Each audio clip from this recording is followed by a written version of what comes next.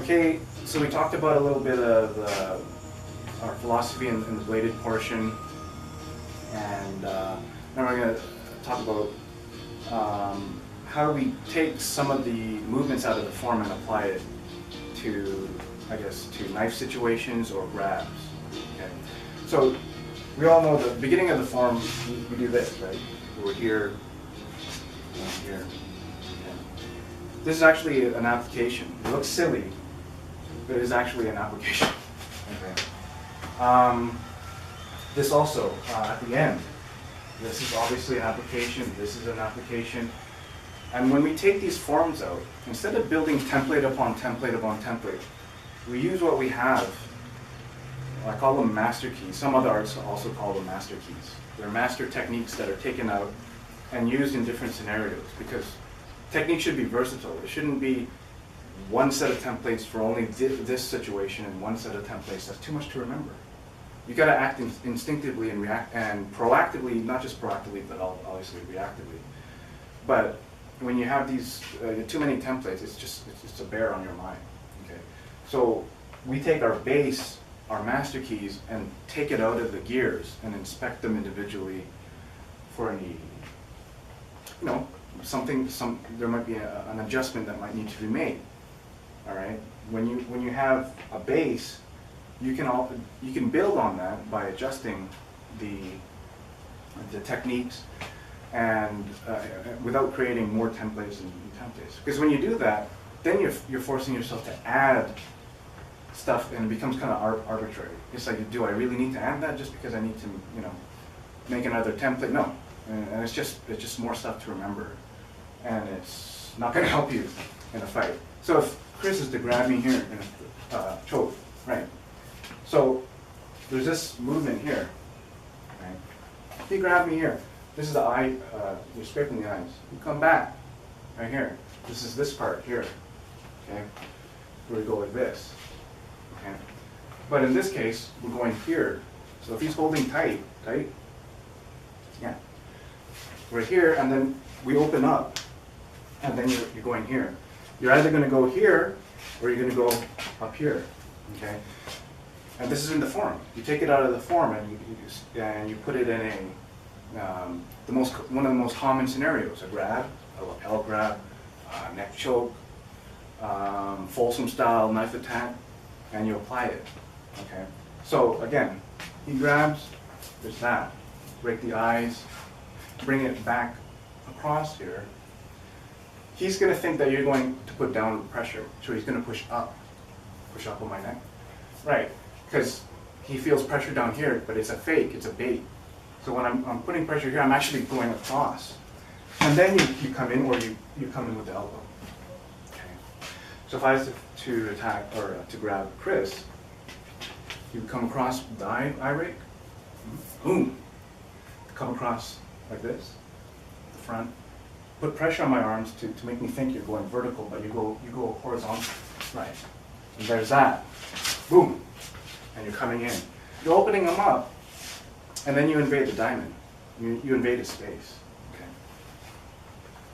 So that's an example of taking the gears out of the machine and kind of inspecting it to see how it can be used, or to see how it runs in different applications. Okay. So when you think in terms of machinery, that's how we like to operate in Trampilla Arnis. There's no sense in learning all these you're not going to learn a lot of techniques. You learn base techniques applied with slight modifications in different ways. Okay. This affords you, number one, instinctive reaction. These are gross movements. I don't want, you'll learn some fancy schmancy something just for the fun of it. But we do gross movements. It's all gross, because when you're in a stressful situation, of course, it'll take a lot of energy to practice fine motor skills in a stressful environment. It can be done, but for the average, Joe who goes to work, goes to school, that's caught in a very stressful situation, your fine motor movements, if you have any, will be greatly reduced. And you're left with gross motor movements. Okay. Also, there's this. If you have your blade with you? So if you hold it in just a regular saber grip, right? There's this movement in the form. Where is it? In the empty hand form, where we go like this. We step in a big, huge chop. Okay. If you was to do the Folsom thing, okay. One thing you don't want to do with the Folsom style of attack is let him push you back. The more he pushes me back and attacks, more momentum he has. I'm going to be off balance. He's going to have more momentum and power driving forward. So when he steps and he pushes, just step either foot, just step back. So when he does go for the thing, you're in a position where you can disarm right away. Okay. That's if you're lucky.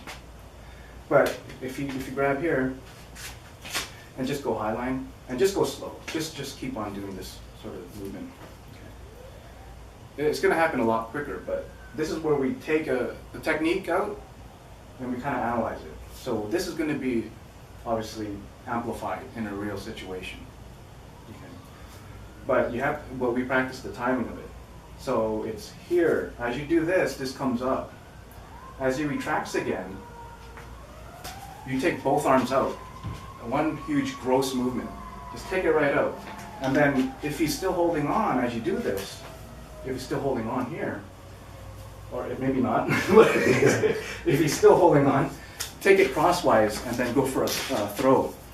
All right, don't panic because he's locking himself up. If you do a very strong counter to someone who's grabbing you, they've actually increased their chances of locking themselves up.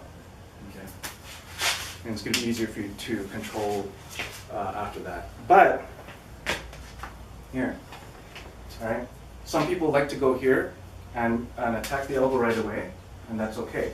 Some people, when the things go here and they pass it over, that's okay too, because that could be a throw. The thing is, don't get grabbed. Okay, if that's coming, I'm going to push his humerus here, grab it here, and go for a control. You need to get behind him. You get behind him and get into his triangle where you have a superior. Not triangle, diamond, where he has a superior, where you have the superior position. So if I was to grab Chris Folsom style from here, I'll just go slow. This is how we practice. We just practice slow. He will time it as he steps back with just a simple tap with the left hand. Boom. Okay, just right, and keep doing that. Now the timing of this is that as he taps it away, his right hand should be above his head. Right.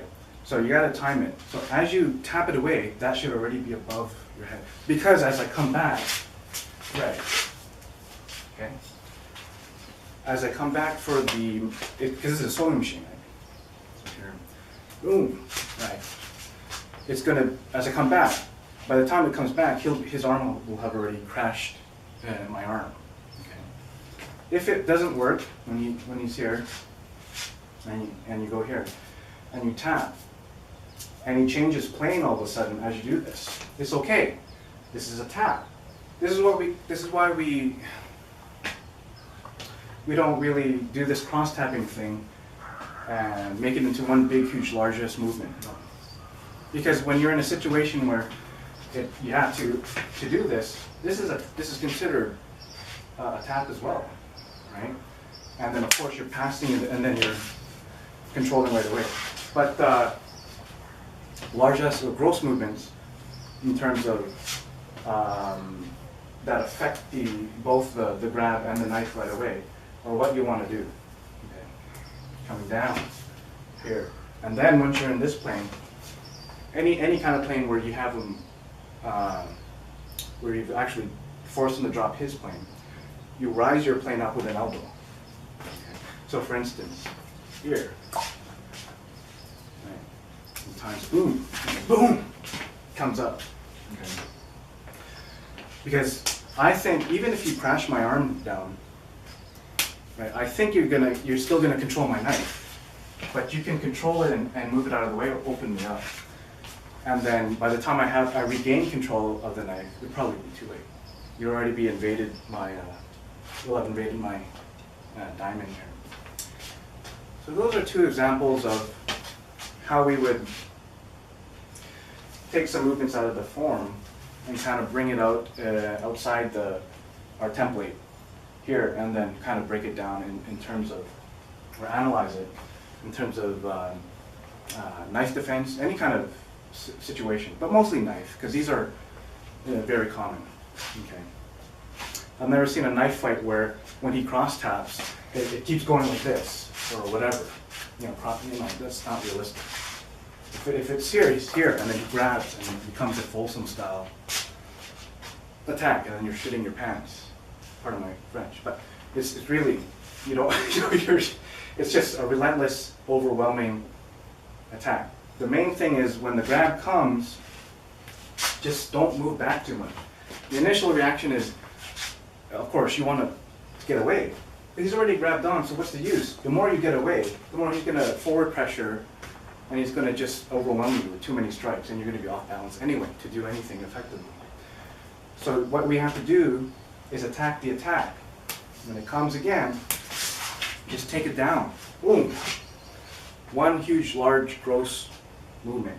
When you off balance him, that's the opportunity for you to then get in and control the knife, as opposed to doing this fancy stuff. Even when he's grabbing, it's not gonna work. Here he has access to my elbow anyway. So why try to pass when he's already grabbed? There's no sense. Okay.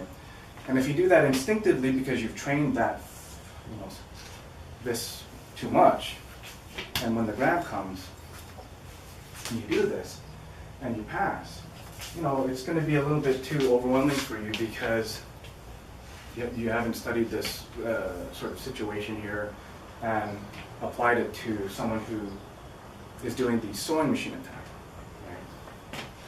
So if I'm here and you do the sewing machine attack, and you keep going back and forth, in and out, in and out, and I'm doing this because I'm trained to do this pass, not going to work. By the time he sees that I'm trying to pass, because that's what I'm instinctively trained to do, he's going to step deeper in and then just stick me before I have a chance to bring my arm back to where I should be instinctively contacting his arm. Not going to work. Okay. When he grabs, this is what they would call a bad hand reaction. But we turn a bad situation into a good situation because there is just bad position and good position. There's no bad hand and good hand. Okay.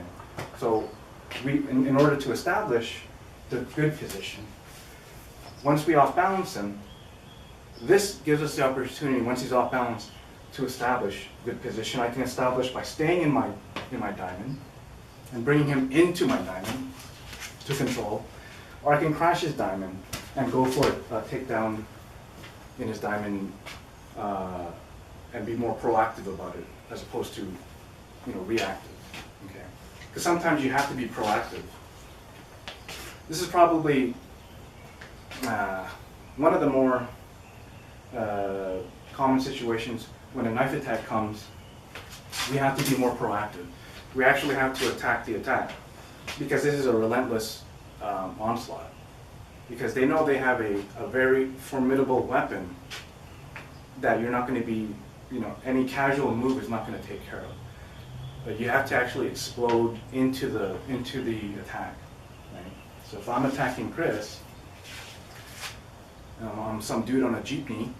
A jeepney is in the Philippines, it's kind of like no, it's like the Jeep, they just kind of modified it to turn into a bus. Oh, I see. If I'm on a jeepney, and usually they're not very high, kind of yeah, and the seats long, the side. And I'm coming on board, his bad hand is going to react, boom, instinctively. For one thing, I'm blocking his cross tap. It's going to be very difficult for him to cross tap. Okay, so he's going to instinctively use his bad hand. But he has his large movement that you take out of the form. Right? And then you have to time it. Right. So you time it as when you tap a couple times. You don't want to keep doing this too much. It's just initially just to make sure he doesn't actually contact you, obviously. He'll cut you. Boom. And if he does it again, just do it again. But as you do it the second time, this should be up. Right? And this movement, especially if you're in a jeepney, is a good movement to use because you usually will be lower. You'll be sitting or crouching, and the guy's like this. And you know, he's going like this. If you're sitting or lower, you have more room. Your arm is a little bit more extended. So when the attack comes, even if you're sitting, you still have a very powerful movement. This gravity coming down on the attack. If you're doing this cross tap when you're sitting, a little bit difficult because if the seat's in the way or the knees are in the way, you know, it's crowded. Especially in a jeepney, it's not a very wide thing. Usually they're narrow aisles, right? It's going to be very difficult to do this. And usually they're not going to attack long enough where they're going to let you feel the energy and be sensitive. They're not going to do that. Okay?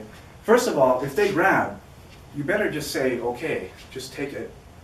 There's no sense struggling. Okay? This is the thing, in the Philippines, I've had cousins attacked, not attacked, but robbed in the jeepneys. You got to think smart, even if you're a Filipino martial artist or you're a knife expert. In the jeepneys, especially if you're on board and they work in teams. And sometimes one of the passengers will act like a victim, but they're actually in on it. So if the passenger sees you have a laptop, nice phone, maybe a nice iPod, you know, they'll think you have money. So what they'll do is they'll text someone, maybe a gang member down the street, maybe a couple stops down, and say, look, come on this stop, and then when they say that, you know, just come on, they know what to do. They know it's going to be a robbery. So they come on, and then they rob people, and they'll take it. Okay. What you got to be careful of, even if you know Filipino martial arts, when they say give it to me, you best be giving it to them. Okay. Even if it's right here and you're able to control it. Okay? Because you're going to think it's one guy and then that's it. But the thing is, you don't know if there's a passenger who acts like a victim, but he's actually in on it. If he sees you trying to struggle with this guy, and he's struggling, and you don't know, you don't realize that there's another person on board who's part of their gang, you're going to get stuck as you're trying to struggle with the guy with the knife, because you think it's just the one guy. Right? Even if it's two guys, one guy holding the driver, making sure he doesn't take off, and you're in the back, and you think you can handle the one guy, and you think you'll be able to handle the guy who's at the neck of the driver is not going to have enough time to help because he's all the way in the front. You don't know. You might be actually sitting right beside the guy who's part of their team. You don't know, right?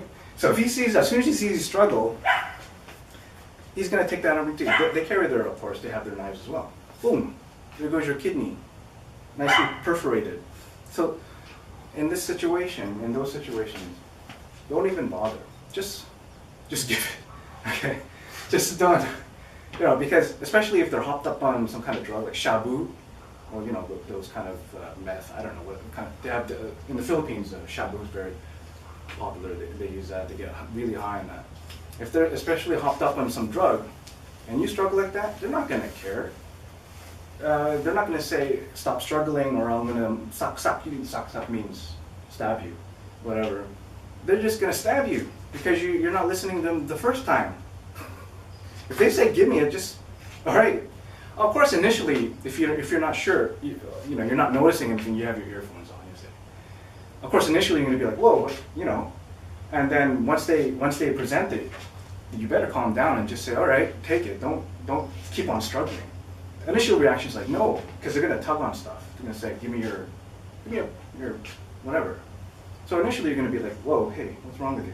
But then when they present the knife, you better just calm down and just say, it's all right, just take it.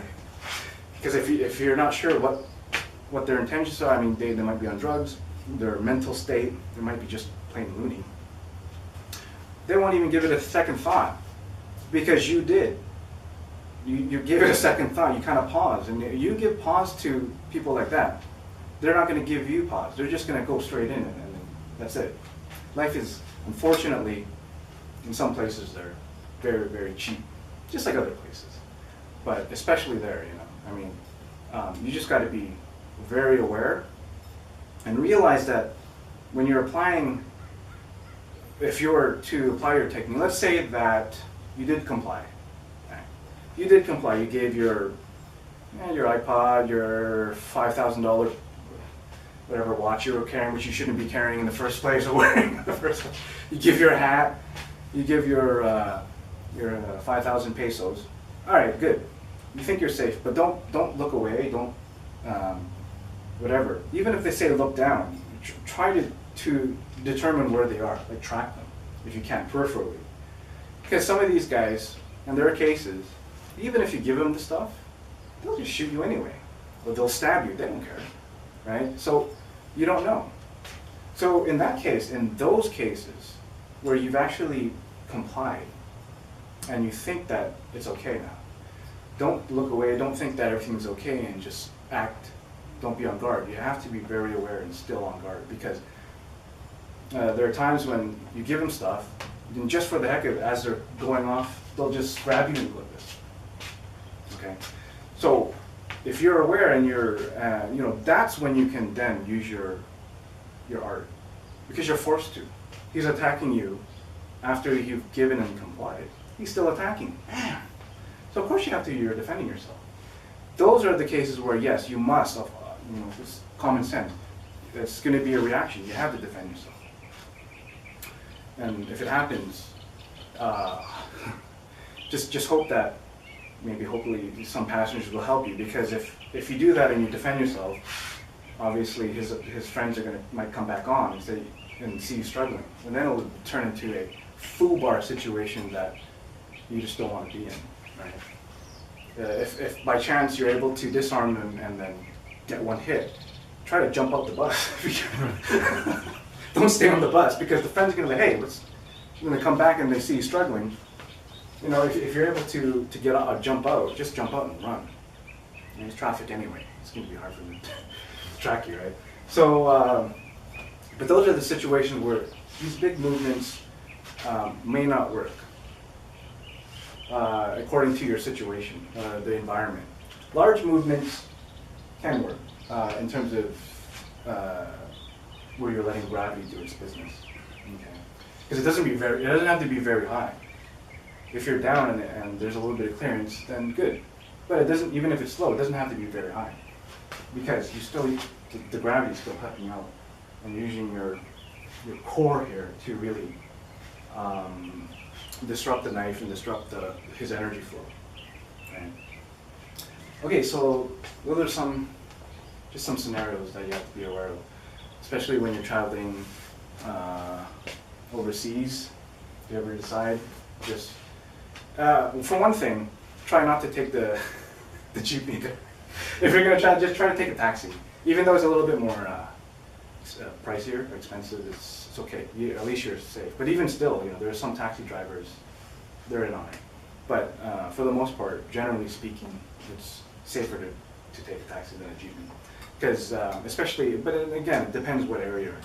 But just be aware. Do a lot of research. If you're going to go anywhere overseas and you're going to take any kind of public transportation, just be aware of how they operate. Because a lot of those guys, that's their career. I mean, that's what they specialize in. There could be you could be on a bus and you might be actually the only one that's out of the loop. They're all like in on it. And then when there's one where they'll pass money and then give it to the guy at the front, the driver. And then when the driver gives back the change, they'll give it to you. And as they give it to you to pass to the friend beside, it's their friend. You don't know it's their friend. They'll drop it, and then they'll say, "Oh," and then you'll help to pick up the change. Right? That's when they pick up the wallet, nice and easy. See ya. You don't even know. So guys just go. Some of them are so confident that they'll take your wallet, take it out, put it back in. That's how good they are. Put it back in your pocket. Yeah. That's how sneaky they are.